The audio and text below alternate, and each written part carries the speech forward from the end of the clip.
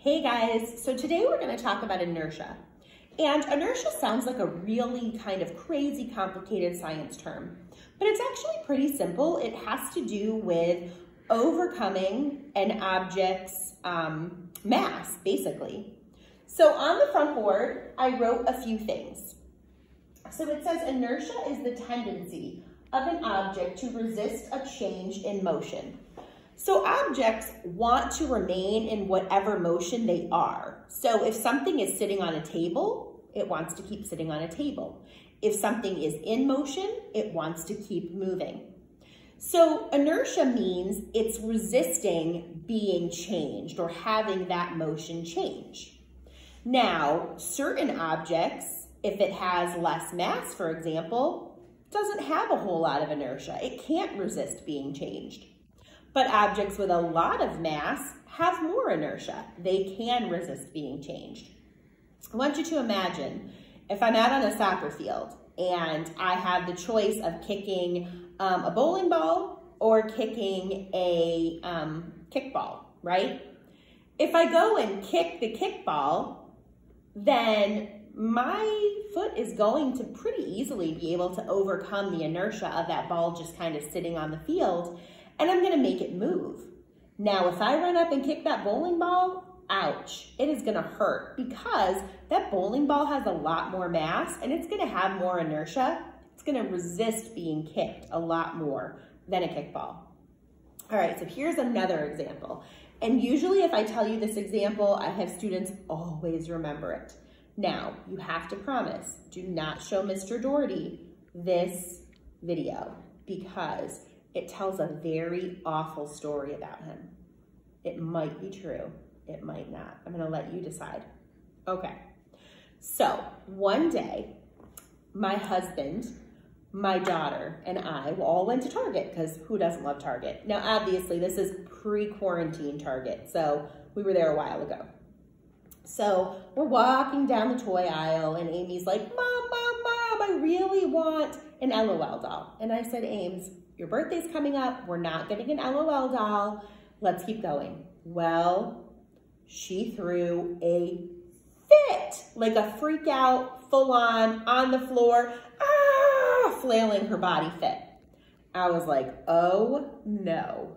I grabbed her, I threw her over my shoulder, and I carried her out to the car. And she couldn't stop me. Now, would you believe the exact same trip? My husband, we're walking through the electronics department, and he's like, you know, I really want a new TV. And I said, no, no, no, Father's Day is coming up soon. You don't need to buy a TV. So he started freaking out, arms flailing, and fell to the floor in a full-on tantrum. Well, I knew what I had to do. I had to get him out of Target. So I went,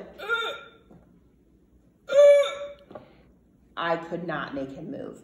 He had to have his temper tantrum and just fall asleep right there on the floor in Target till he was ready to leave. Now, why was it that I could throw Amy over my shoulder and carry her out, but I couldn't do the same thing for my husband? Well, it's inertia. Because my husband has more mass than my 4-year-old, and because of that, I could change her motion, but I wasn't able to change his.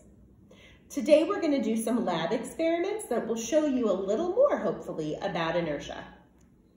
Hey guys, so what our setup looks like for today for our inertia experiment, we've got some meter sticks and rulers taped, which is just kind of making a runway. And we're gonna start down here with a ping pong ball and with a golf ball. We'll do one at a time.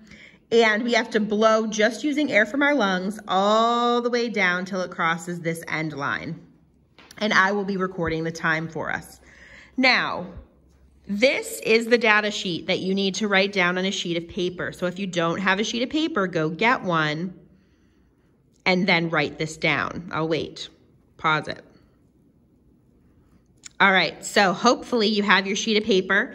You can see we have an object column, and then we have trial 1, trial 2, and trial 3. We're gonna do golf ball trials first. All right, Finn, so grab the golf ball. And let's get ready to record. Now you'll notice, guys, a ping pong ball and a golf ball, they're pretty similar in their size. But in the performance, you'll notice that they're not so similar. All right, 3, 2, 1, go.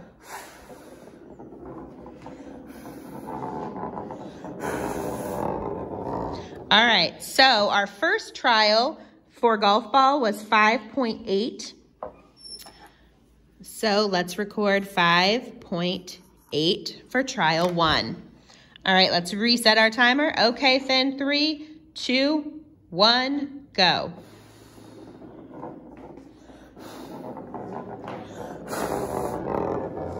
All right, that's pretty darn close. 5.5 that time. Okay, one more time for the golf ball. 3, 2, 1, go.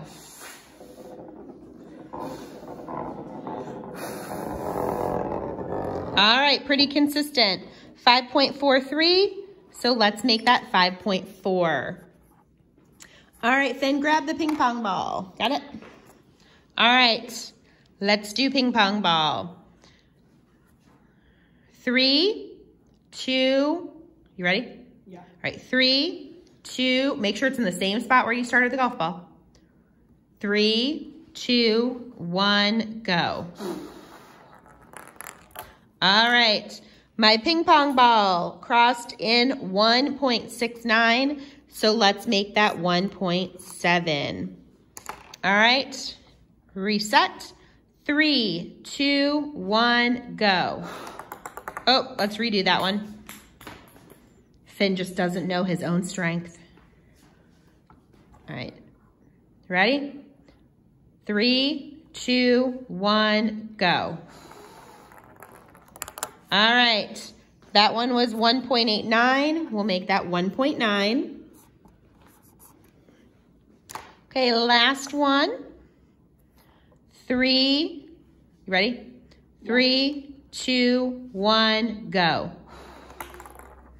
All right, one more time, let's reset.